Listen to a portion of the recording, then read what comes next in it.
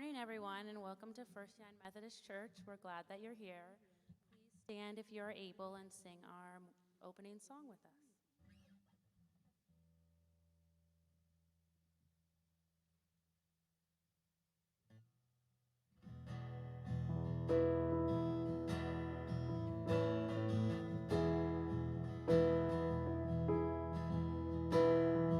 Alone in my sorrow and dead in my sin,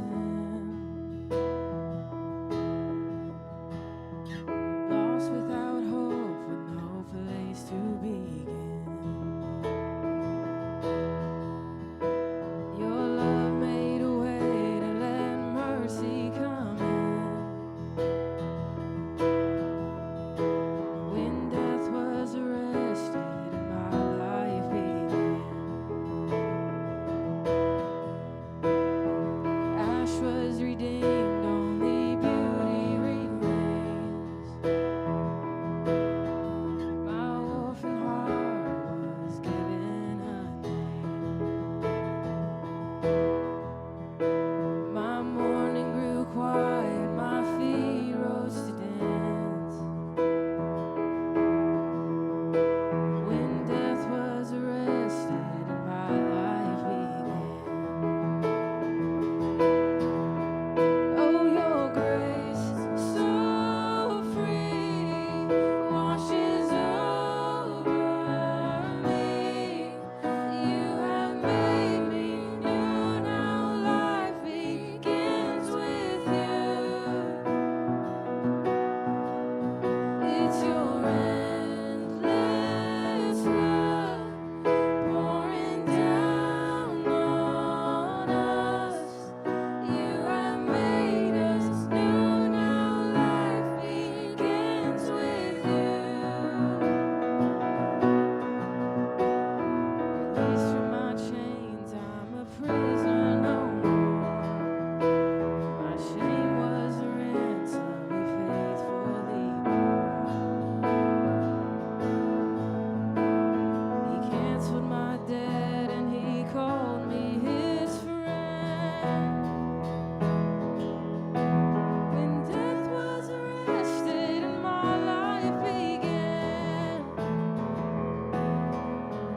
Oh, your grace, so free, washes over me. You have made me new, now life begins with you. It's your endless love pouring down on us. You have made us new, now life begins with you. Our Savior displayed on a criminal's cross. Darkness rejoices, though heaven had lost.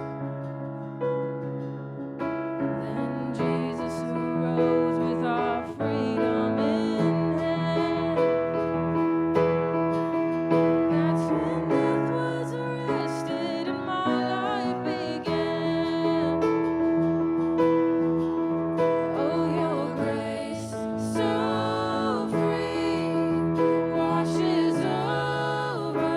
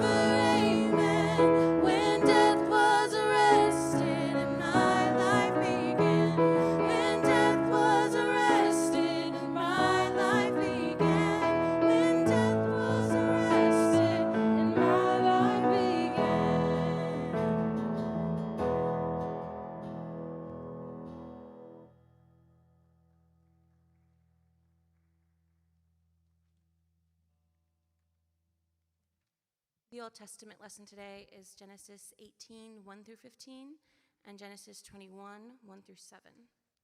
The Lord appeared to Abraham by the oaks of Mamre as he sat at the entrance of his tent in the heat of the day. He looked up and saw 3 men standing near him. When he saw them, he ran from the tent entrance to meet them and bowed down to the ground. He said, "My Lord, if I find favor with you, do not pass by your servant. Let a little water be brought, and wash your feet, and rest yourselves under the tree. Let me bring a little bread, that you may refresh yourselves, and after that you may pass on, since you have come to your servant." So they said, "Do as you have said." And Abraham hastened into the tent to Sarah and said, "Make ready quickly 3 measures of choice flour, knead it, and make cakes." Abraham ran to the herd and took a calf, tender and good, and gave it to the servant, who hastened to prepare it.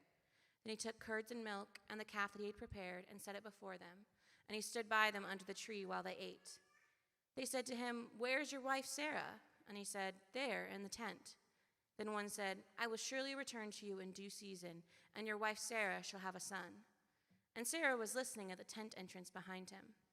Now Abraham and Sarah were old, advanced in age. It had ceased to be with Sarah after the manner of women.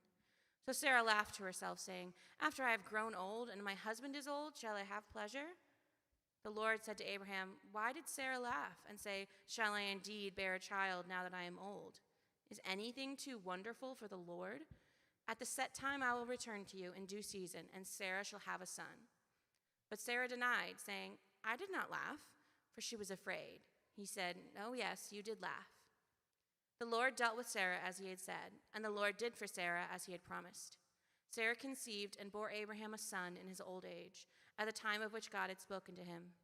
Abraham gave the name Isaac to his son, whom Sarah bore him. And Abraham circumcised his son Isaac when he was 8 days old, as God had commanded him.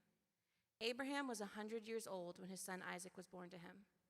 Now Sarah said, "God has brought laughter for me. Everyone who hears will laugh with me." And she said, "Who would ever have said to Abraham that Sarah would nurse children? Yet I have borne him a son in his old age." Holy words, holy wisdom. I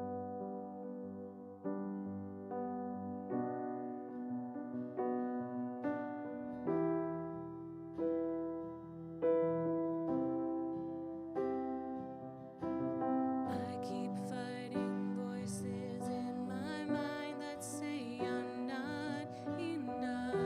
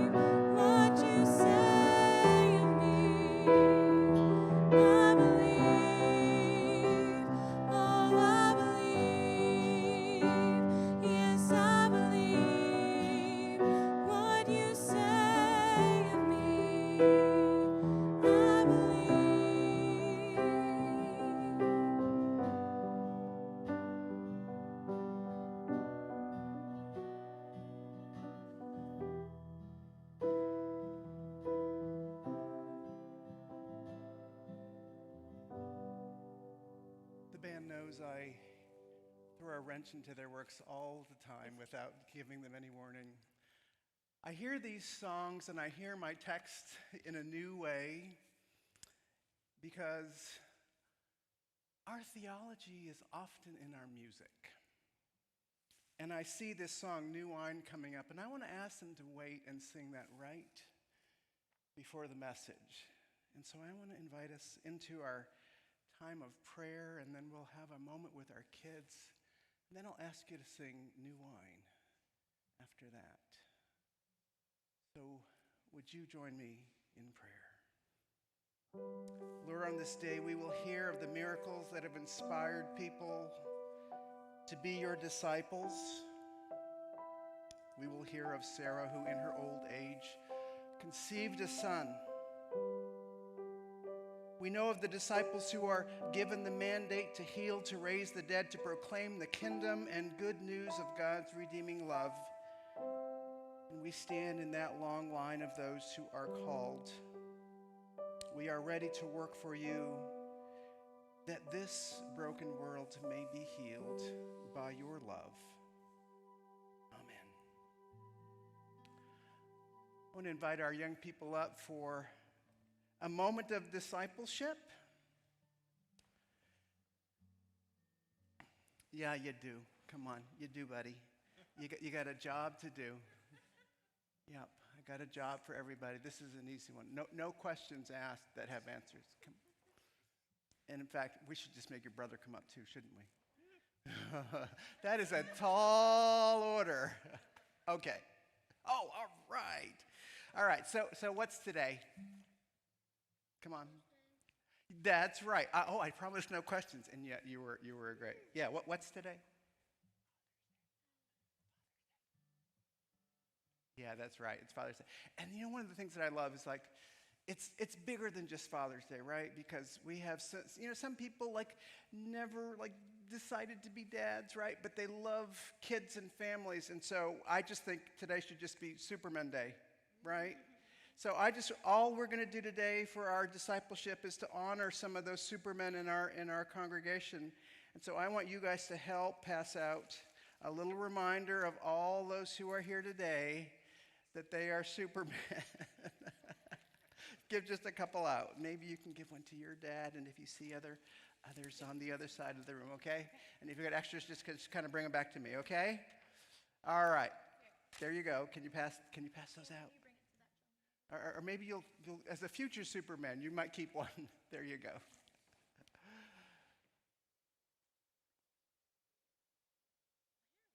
Well, thank you.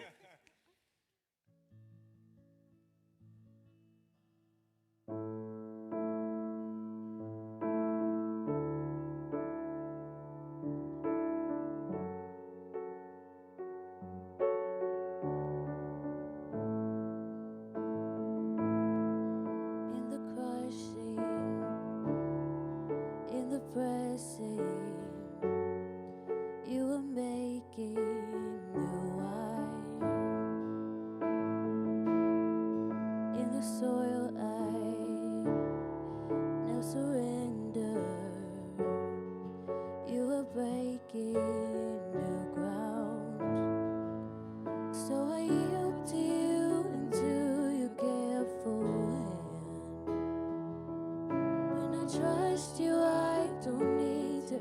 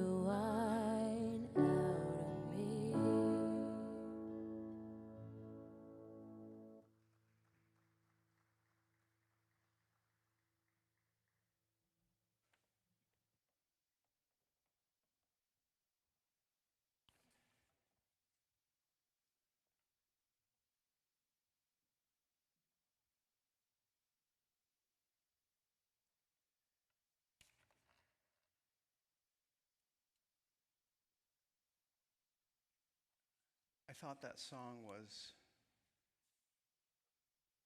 so appropriate for the direction of my message.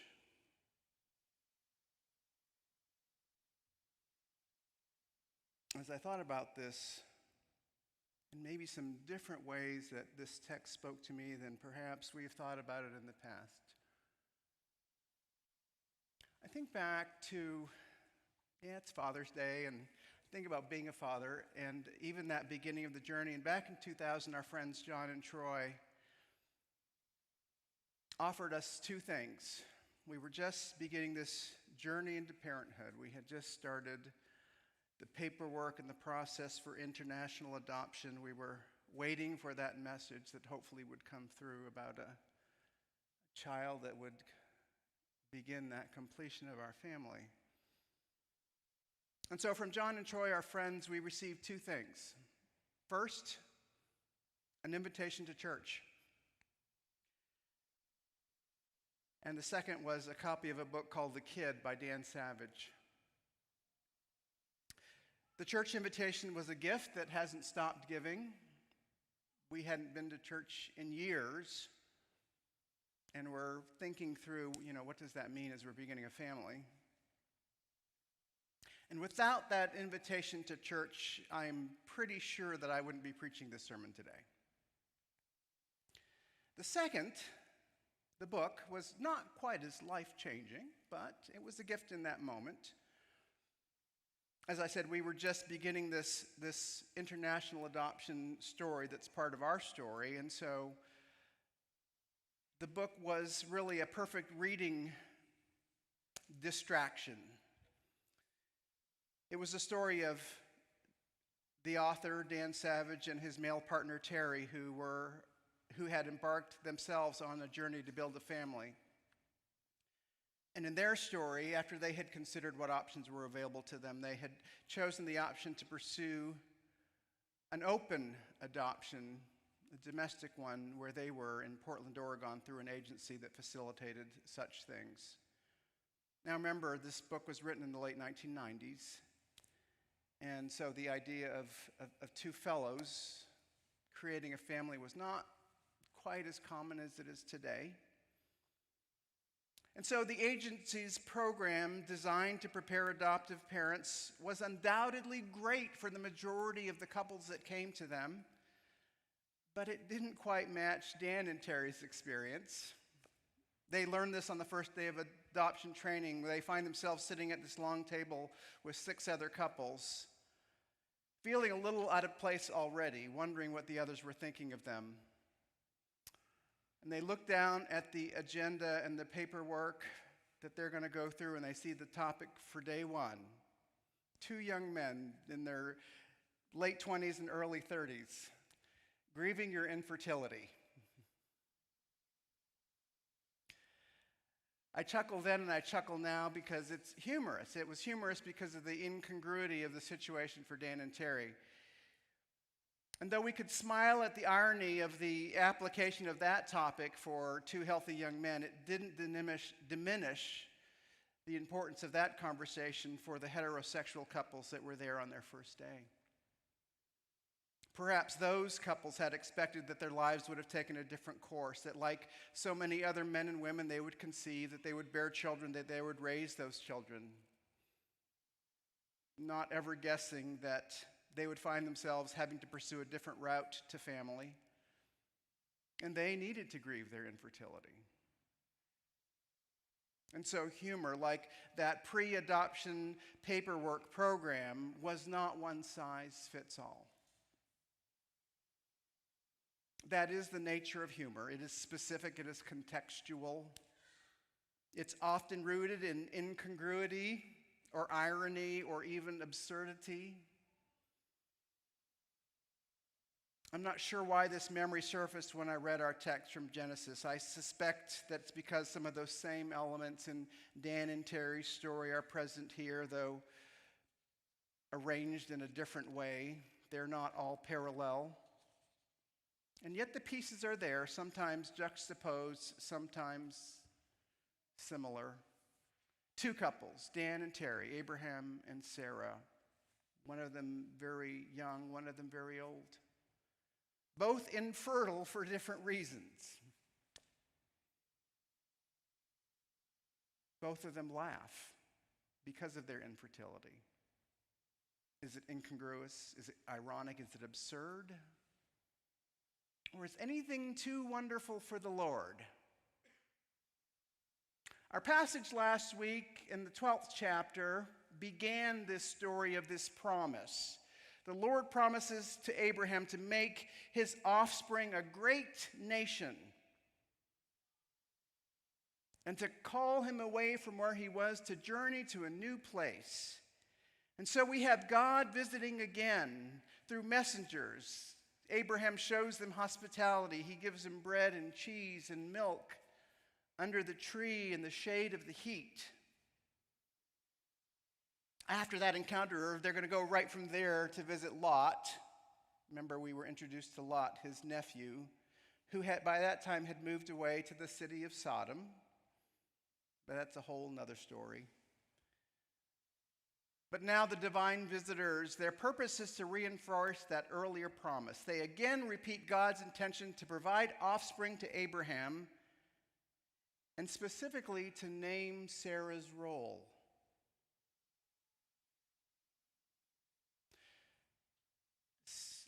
Did you hear it? This verse is so rich in detail. The actions of the patriarchs, Abraham and Sarah, the heavenly visitors. And we've often made so many assumptions about this text. We believe we know what Sarah is thinking. But there's another problem. We jump from chapter 12 that we read last week to chapter 18 here. And not speaking or knowing what comes in between provides maybe somewhat of an obstacle to get a fuller picture of what circumstances in Sarah's life may have triggered those thoughts in her head that lead to that vocal expression of amusement. Ha ha ha ha! But how can we know what brings that torrent of snickers?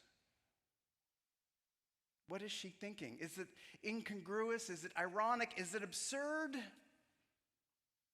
Or is anything too wonderful for the Lord? We've skipped over lots of stories getting from 12 to 18. Abraham and Sarah have been on that wandering journey. They've experienced famine. They've headed over to Egypt.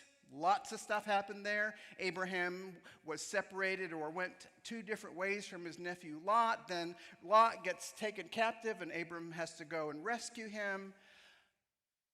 Lots happen in between. And throughout all these events, God continues to visit Abraham and keeps reminding him of this promise of many descendants.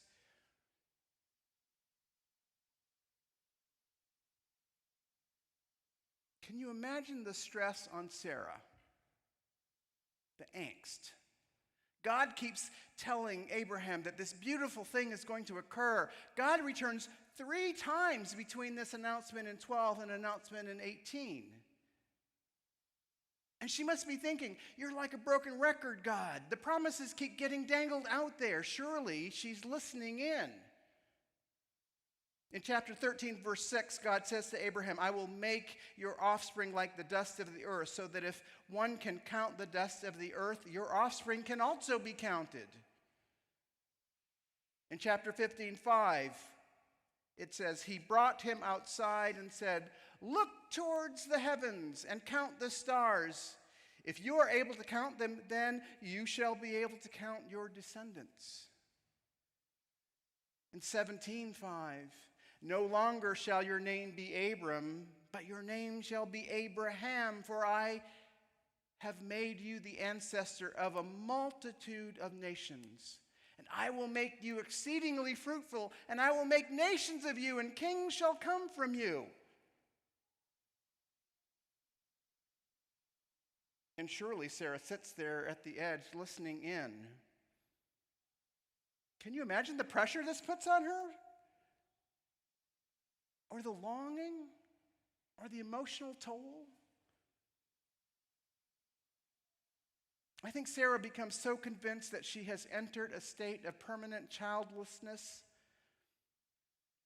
that she insists that Abraham conceive a child with the enslaved girl Hagar, who gives birth to Ishmael.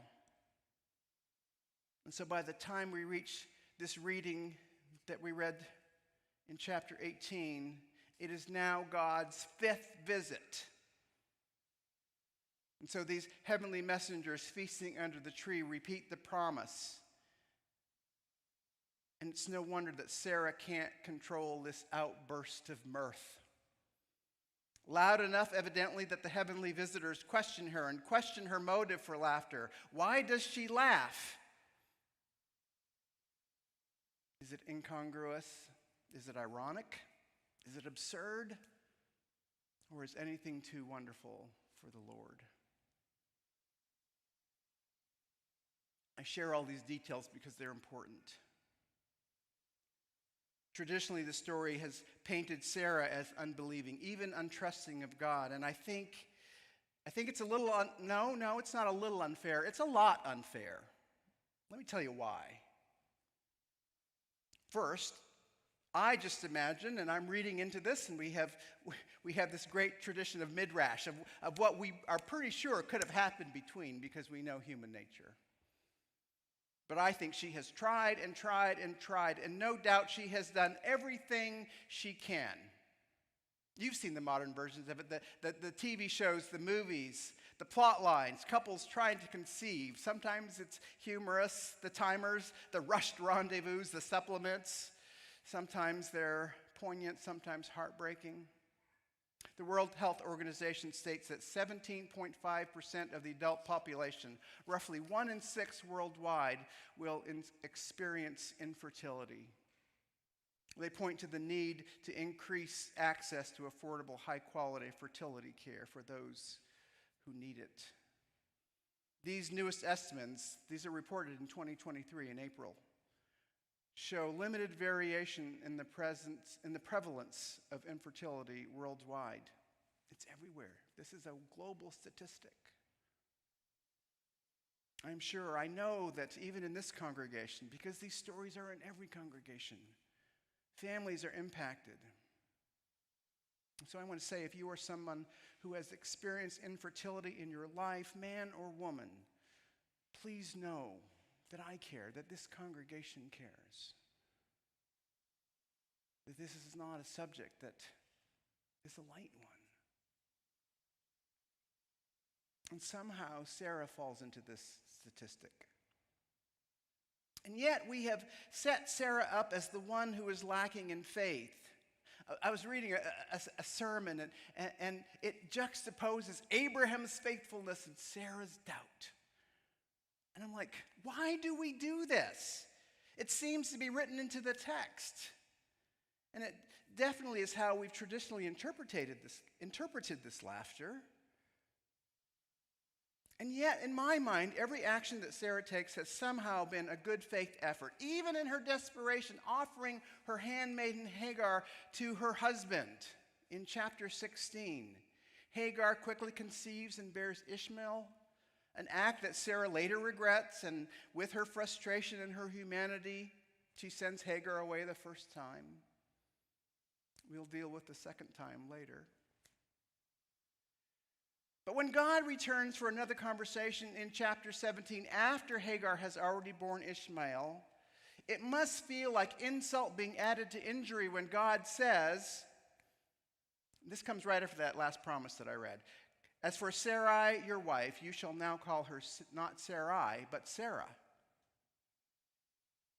I will bless her, and moreover, I will give you a son by her. I will bless her, and she will give rise to nations, and kings and people shall come from her." What must she be thinking, really? Again, I've been trying so hard, God. But wait, listen to what Abraham does, following those verses. This is the very next verse. Then Abraham fell on his face and laughed, and said to himself, "Can a child be born to a man who is 100 years old? Can Sarah, who is 90 years old, bear a child?" And Abraham said to God, "Oh, that Ishmael might live in your sight." And God said, "No, but your wife Sarah shall bear you a son, and you shall name him Isaac." Yeah, you heard that right. Abraham laughs.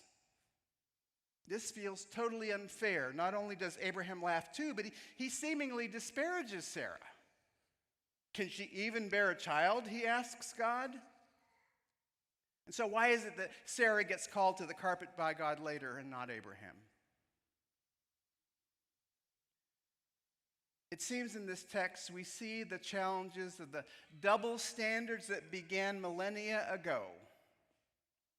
It is the woman who gets in trouble.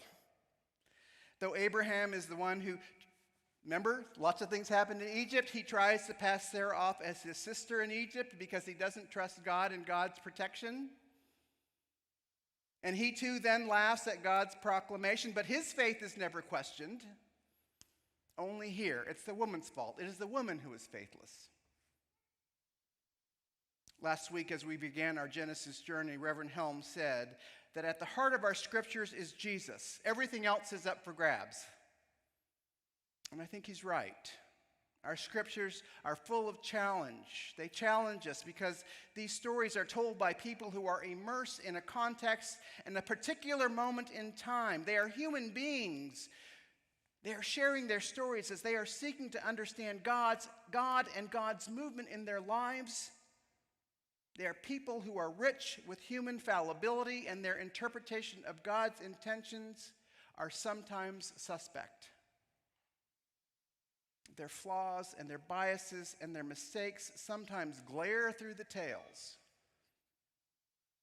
And yet, we centuries later try to find what is good and true, but also wrestle with the ways that we have gotten things wrong. And I think this is what we have here, some things that are beautiful and some things that I hope that we have learned to think about differently. And in all of it, we look for the humanity and the ways to read God's grace into it. Both Sarah and Abraham have their doubts. They make mistakes, but in the midst of it all, God promises to bless them both, and God does that. And it makes me ask the question, what is good and what is true, and what can we learn from this beautiful and broken story? What can we see that is essential in the messiness of the lives of Abraham and Sarah and Hagar and Ishmael and Isaac? What do we do with the muddled ways that we get to the blessings at the end? How do we read this tale of a mixed and a blended family, of the hope and the heartache, of the longing and the loss? And I think we do this by letting go of our biases and our prejudices so that we might see that at the center of it all is love, God's love, the love of children, the love that is possible in families, no matter how they come together. That's why I wanted you to play New Wine. Because I think of my friends John and Troy. Remember them, the ones who invited us to church, the ones who gave us the book? Because a few years later, John and Troy would begin their own family journey. They would experience the heartbreak as their international adoption plan would fall through, as the country that they chose to begin their family through closed its doors before their adoption process was completed. And they would grieve that infertility, and yet God was with them, and it wouldn't be long, but after that, through the foster care system, Carlos would come into their life. 6-year-old Carlos, bright, energetic, willful, impulsive Carlos. A bundle of 6-year-old curiosity and energy. And though Carlos would fill that void in John and Troy's home, Carlos would also bring the gift of an extended family, an extended birth family that would remain a part of his life and who are still a part of his life today. Because at the heart of this complex and beautiful story is love. Love.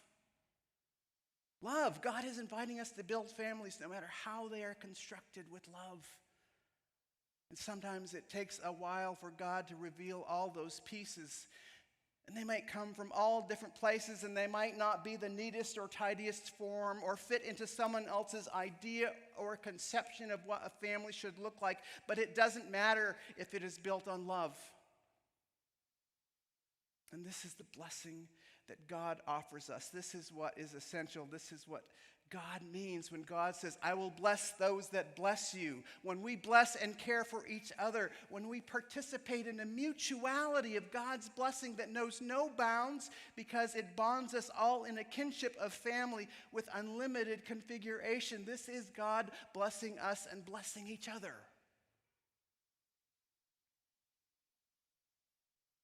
And I hope that we can see that this is who we can be when we believe in this kind of blessing. Carlos has grown. I had him in children's church and in youth group and in confirmation class, and he has now grown into one of the most kind, empathetic, intuitive young people I know.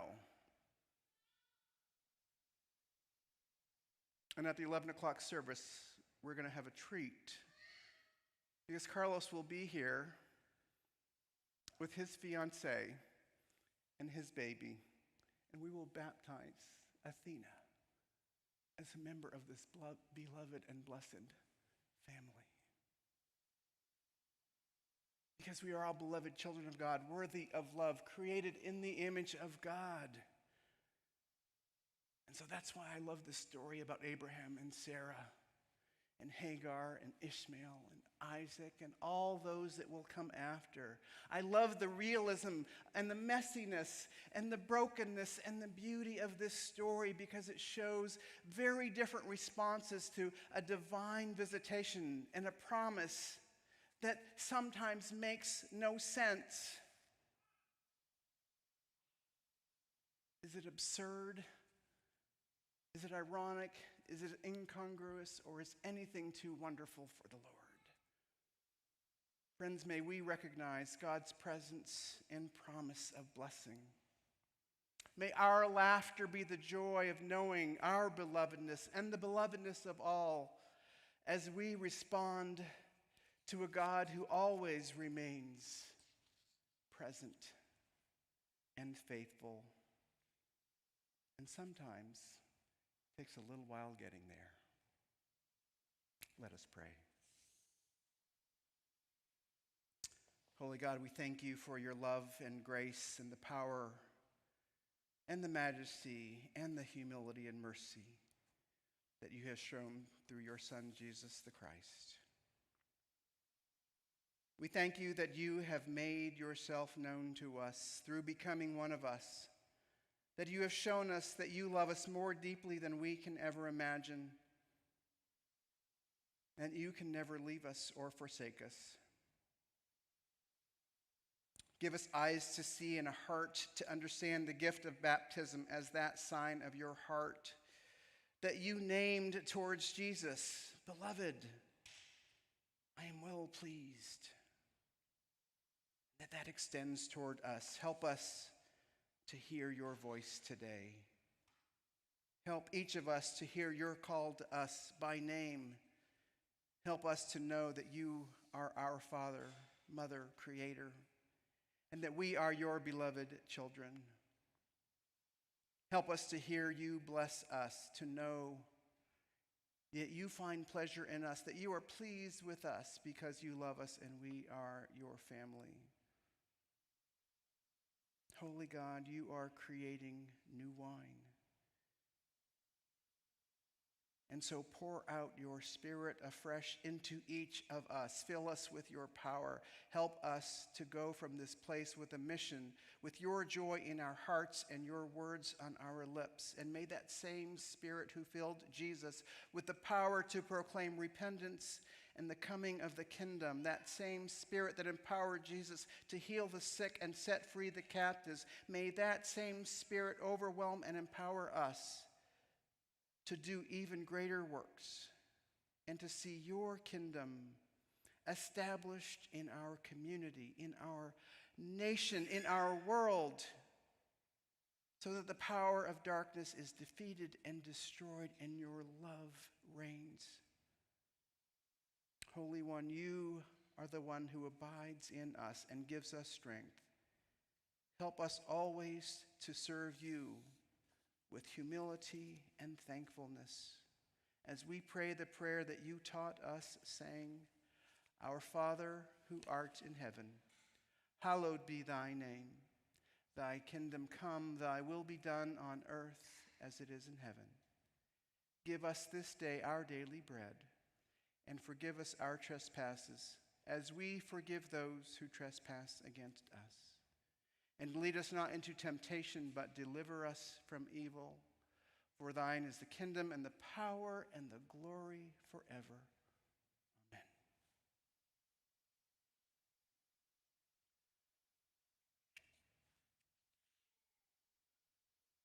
Like the song New Wine reminds us, there is so much that is new going on around here. There's much new wine being pressed. I want to invite those who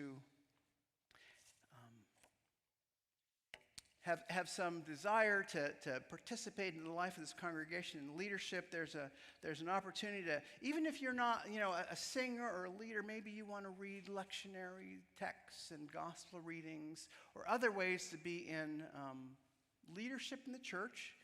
And so there's some cards on our hospitality table if you have an interest in thinking through some of that. Join us for a conversation on Sunday, July 16th at 12:15. We're going to do it upstairs in the senior high room. But if you'd let Karis and Corey know by the 1st of July so that we can make sure that we provide, we'll have lunch, we'll stay for some time. And so that's an opportunity for service and to give something into the life of this church. But this is the fun one that I'm really ready to. So we talked a lot about Acorn being one of the new things that have kind of popped up around here that we are helping be a part of, the energy that has been in our community to bring creativity and arts. And we've already had one production by Acorn. It was over at the Hahn Mansion. And the next one is going to be right here this coming week, Thursday, Friday, and Saturday. The Addams Family, a youth production. You should be here in the evenings as they're practicing. This place is just teeming with energy. And you're going to see what all the energy is going towards, either Thursday, Friday, or Saturday. What are the times, Katie?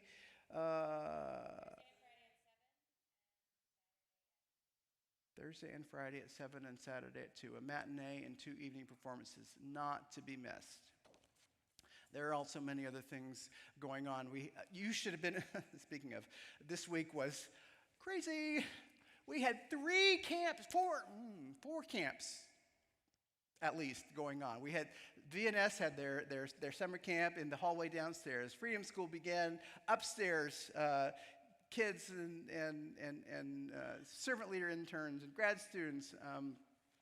We had a family parent conversation on Wednesday night. We had civic theater from 9 to 3 in this space. And then as soon as they're out, Acorn comes into the same space. And it was overflowing with new wine.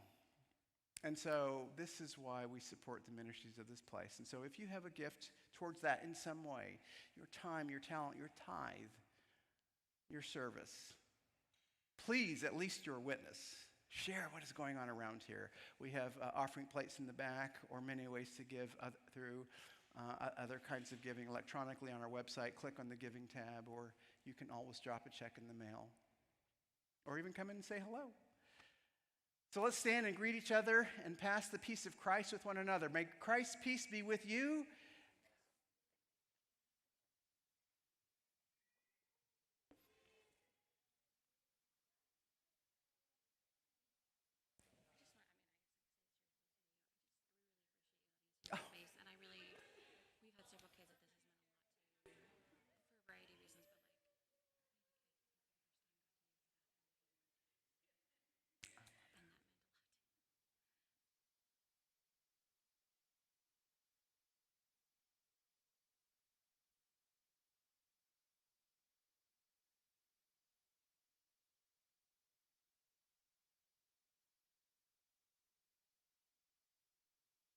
I just wanted to thank everyone from the church. Part of Acorn Players' big mission is being inclusive in a variety of ways, and I have seen that bring a lot of joy to a lot of the kids who are in the show. We've had kids who get to use the bathroom for their gender for the first time here. Kids who I think would have been terrified to walk into a church, but then they walk in, they drive in and they see the pride flag, and they walk in and they see the pride flag. And that has meant a lot to a lot of the kids in the cast, and I really appreciate how welcoming and wonderful everyone at the church has been to this new group.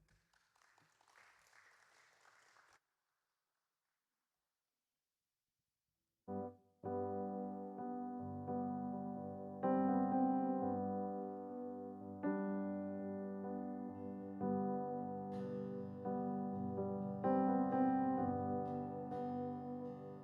love you, Lord. Oh, your mercy never fails me. All my days I've been held in your hands. From the moment that I wake up until I lay my head, oh, I will sing of the goodness of God. And all my life you have been faithful. And all my life you have been so, so good. With every breath that I am able, oh, I will sing of the goodness of God. I love your voice. You have led me through the fire. In darkest night, you are close like no other. I've known you as a father. I've known you as a friend, and I have lived in the goodness of God. And all my life you have been faithful.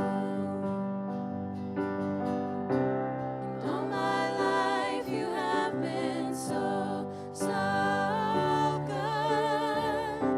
With every breath that I am able, oh, I will sing of the goodness of God.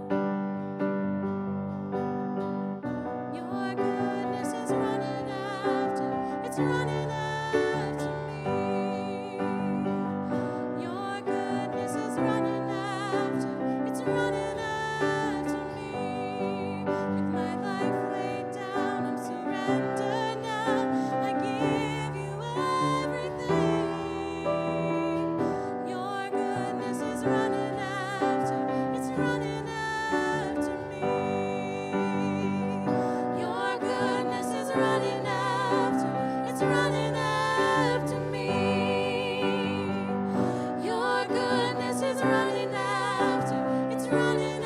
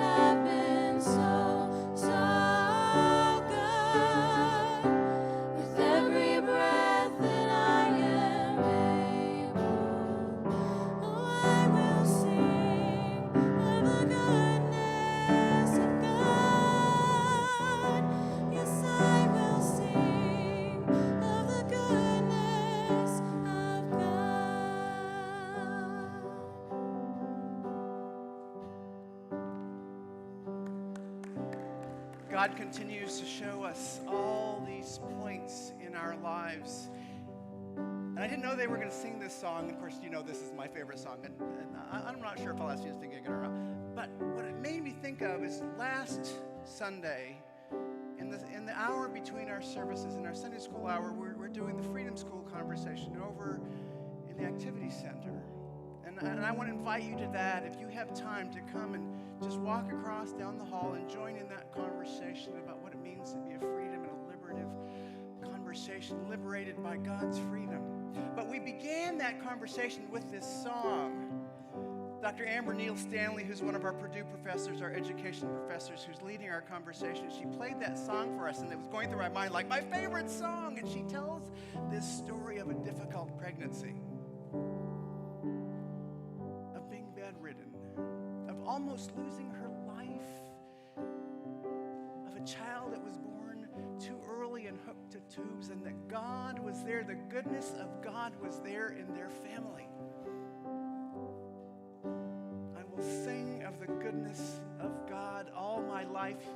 God has been faithful, so good. And I will sing one more time of the goodness of God as we go.